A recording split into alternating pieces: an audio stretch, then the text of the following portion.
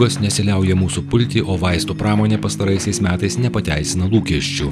Nauji efektyvūs vaistai kuriami per lėtai dėl įvairių priežasčių. Antroje 20-ojo amžiaus pusėje kasmet būdavo užregistruojama po 50–60 naujų vaistų, o pavyzdžiui 2003 metais tas skaičius sumažėjo iki 14. Vaistų gimimas labai pabrango, o cheminis jų sintezės metodas tebelieka vienas svarbiausių.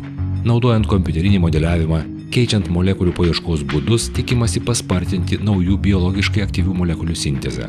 Šioje srityje darbuojasi daktarės Ingos Čikotienės grupė. Jų projektas – kompleksinė naujų priešvėžinių junginių paieška, nuo fundamentaliųjų tyrimų iki kryptingų modeliavimo ir sintezės, finansuojamas ES dotacijos lėšomis. Mes savo darbą koncentruojam į organinę sintezę, į organinių reakcijų mechanizmus tyrimus, į sintezės metodų paiešką ir jau toliau, kai mes gaunam kažkokius rezultatus apie biologinį aktyvumą, mes kryptingai sintetinam aktyvesnių junginių analogus, modeliuojam struktūras. Tarp tradiciniais būdais sintetinamų vaistinių medžiagų dominuoja nedidelės organinės molekulės. Jie sudaro iki 50 anglies atomų. Tai dažniausiai yra anglies junginiai panašus į organizme esančias medžiagas. Pavyzdžiui, įvairūs fermentų inhibitoriai arba ląstelių receptorių antagonistai, kitaip tariant, blokuotojai. Tačiau metams bėgant pasikeitė jų paieškos ir modeliavimo strategija. Dabar didelis dėmesys yra kreipiamas į vaisto, į junginio veikimo mechanizmą. Kaip jisai veikia ląstelėje, koks yra jo taikinys, kad būtų kuo mažesnis junginio toksiškumas. Anksčiau visi priešvėžiniai preparatai, jie tiesiog žudydavo ląsteles ir tai būdavo nesvarbu, ar tai yra vėžinė ląstelė, ar tai yra sveikoji ląstelė. Nuo Lietuvos mokslininkų tyrimų ir prasideda būsimo vaisto gimimas. Jų arkliukas – organinės chemijos metodais atliekama medžiagų sintezė ir reakcijų mechanizmų tyrimai. Tai svarbus etapas, nes dažnai reakcija gali vykti ne taip, kaip buvo suplanuota kompiuteryje. Per daugelį metų mes susintetinom gana nemažą spektrą junginių ir pradėjus bendradarbiauti su biochemikais, su biologais, mūsų visi junginiai buvo ištirti. Tiesiog tai buvo toks atsitiktinis, taip vadinamas skriningas, ištyrė mūsų junginių, įvairių klasių junginių priešvėžinį aktyvumą. Ir po to jau mes galėjom kalbėti, kad tam tikra klasė junginių yra aktyvus, įdomus, tam tikra klasė junginių, jie tiesiog nėra savo pritaikymą būtent šitoj srity. Po pirminio patikrinimo praktikoje chemikai organikai kryptingai modifikuoja struktūras, ieško taikinio ląstelėje, kurią suranda ir užblokuoja vienoks ar kitoks junginys. Tai antrasis tyrimo etapas, kurį jie neseniai pradėjo. Naudojamės kompiuteriais, irgi turim bendradarbiavimus su kitais mokslininkais, kurie yra pažengę šitoj srity. Tai yra taip vadinami dokinimai, taip vadinami in silico modeliavimai, kai jau yra žinomas taikinys, žinomas fermentas, kurį inhibuoja junginys ląstelėje, tai bandoma pagal to fermento aktyvaus centro struktūrą sumodeliuoti junginio struktūrą taip, kad jisai dar efektyviau įsikomponuotų ir dar aktyviau slopintų vėžinių ląstelių augimą. Sudėtingų vaistų molekulių modeliavimą, nors šiek tiek kitokį, atlieka ir kita Lietuvos mokslininkų grupė, apie kurią jau buvo kalbėta vienoje Mokslo ekspreso laidoje. Daktaro Daumanto Matulio grupė pluša biotechnologijų institute. Vertindami potencialaus vaisto molekulės sąveikos energiją su vėžiniu baltymu, jie tikrina, ar tokia molekulė gali efektyviai slopinti vėžinės ląsteles. Daumantas Matulis konstruoja konkrečių fermentų inhibitorius. Jis pasirenka fermentą. Mes esam chemikai, mes dirbam su cheminiais junginiais, juos visus ištiriam ir jau toliau tuos junginius modeliuojam, konstruojam, kad jie veiktų efektyviau, veiktų geriau.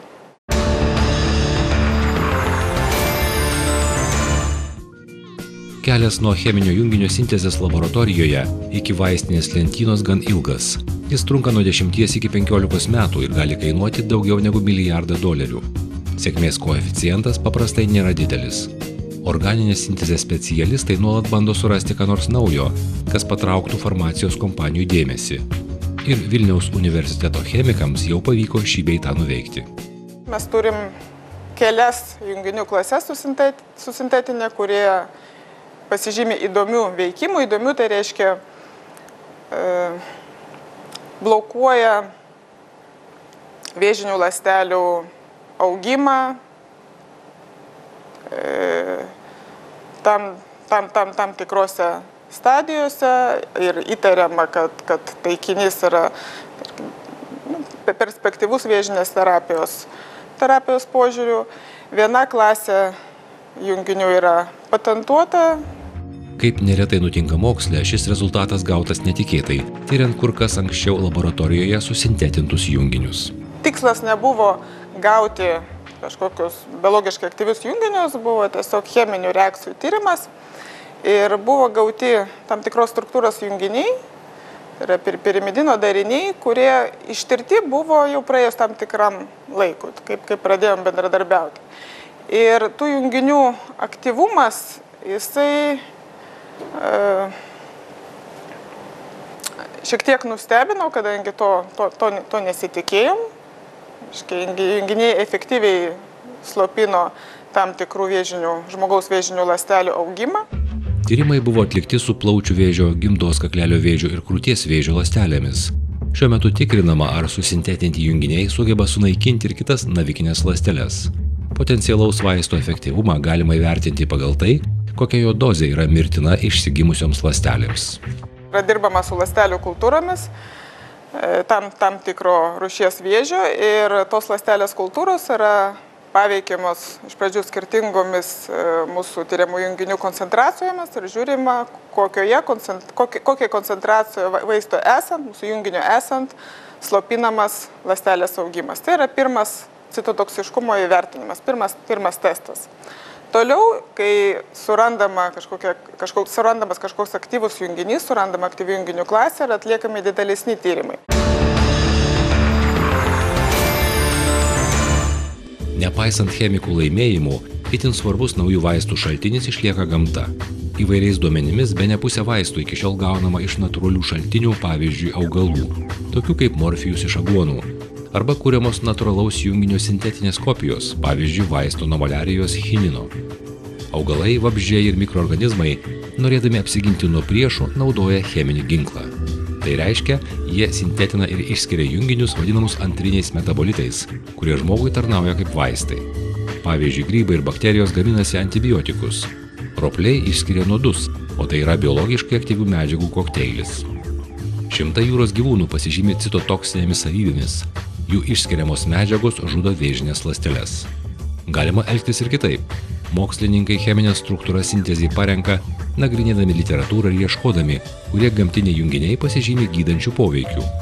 Tuomet mėginama mėgdžioti gamtą arba patobulinti jos sukurtas molekulės. Pavyzdžiui, tokiais medicininės chemijos metodais modifikuojant neuromediatorių, dopamino, serotonino ar acetilcholino molekulės, buvo pagerintos jų vaistinės savybės, aktyvumas bei specifiškumas. Vienas iš kelių būtų surasti sintezės metodą tiems gamtiniams junginiams. Tai yra taip vadinama totalinė sintezė, tai yra viena iš krypčių, kuri vystoma ir galėtų būti perspektyvi. Taikiniai, irgi tai čia jau daugiau biochemikų, biologų pasirinkimas, yra tam tikri baltymai, tam tikri fermentai, kurie yra atsakingi už vėžio vystymąsi, kurie yra neaktyvūs sveikose ląstelėse, bet būtent suaktyvėja, kai vyksta kažkoks tai navikinis procesas. Tai būtent tie taikiniai dažniausiai yra parenkami ir daugiausia dėmesio yra skiriama jiems. Kaip įvertinti, ar susintetintas junginys gali būti prieš vėžinių vaistų? Pradinėme etape žiūrima, kokia junginio koncentracija esant nustoja augti 50% vėžinių ląstelių. Kuo veikliosios medžiagos reikia mažiau, tuo geriau. Junginys užpatentuojamas kaip vaistas ir patenka į kažkokią tai klinikinių tyrimų stadiją. Tokių yra, bet tas pats kelias tų vaistų kūrimo ir paleidimo į rinką, kaip sakiau, jisai yra gana ilgas. Tai ir tuo užsijima didelės farmacinės kompanijos ir, aišku, ir turėtų jos to užsiimti. Ir jeigu mūsų kažkokia tai junginių grupė bus įdomi farmaciniam kompanijom, tai optimistiniam prognozėm, tai tos farmacinės kompanijos tą gamybą toliau ir perims. Vilniaus universiteto chemikai organikai glaudžiai bendradarbiauja su Ispanijos mokslininkais. Taip pat kai kuriuos tyrimus jie atlieka Olandijoje. Jų partneriai Lietuvoje biotechnologijų ir biochemijos institutų mokslininkai. Projektas prasidėjo prieš 2 metus, o dar už poros metų tikimasi sulaukti reikšmingų rezultatų. Planuojami rezultatai buvo šie, kas liečia chemiją, tai yra cheminių reakcijų tyrimas, sintezės metodikų kūrimas, kas liečia biologinius aktyvumus, tai yra, aišku, biologiškai aktyvių junginių paieška, jų modeliavimas ir struktūrų optimizavimas. Na, o laukiami rezultatai yra tokie, kad bus rastos bent kelios aktyvių, biologiškai priešvėžinių aktyvumų pasižyminčių junginių klasės. Bent dalies iš jų bus ištirtas veikimo mechanizmas.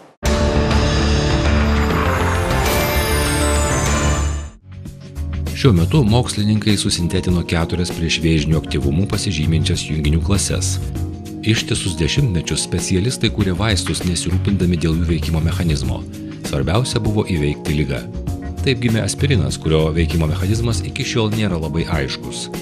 Pastaruoju metu vaistų dizaineriai kūrė molekulės atakuojančias konkrečius ligą sukeliančius komponentus, pakitusią fermentų molekulę arba vėžinės ląstelės receptorių. Tačiau suardydamas ar blokuodamas taikinį, toks vaistas dažnai sukelia žalingą šalutinį poveikį. Be to, ne visiems tokiems taikiniams įmanoma sukurti kulkas. Naujausias požiūris – tirti genetinius metabolizmo kelius susietus su ligos procesu ir ieškoti būdų juos pakeisti. Juk joks genas nebuvo sukurtas sukelti ligą. Todėl mokslininkai siekia kurti naujus vaistus, grąžinsiančius sugedusius genus ar ląsteles į pradinę sveiką būseną. Juk užuot naikinus ląsteles, verčiau jas pataisyti. Nepaisant šios ir kitų naujų strategijų, tradiciniai metodai dar bus naudojami ilgai. Įvairių susirgymų priežastis dažnai slypi kažkokio tai cheminių bei cheminių reakcijų sutrikime organizme. Tai tam, kad tą sutrikimą gydyti, mes vėlgi turim pasitelkti cheminius junginius.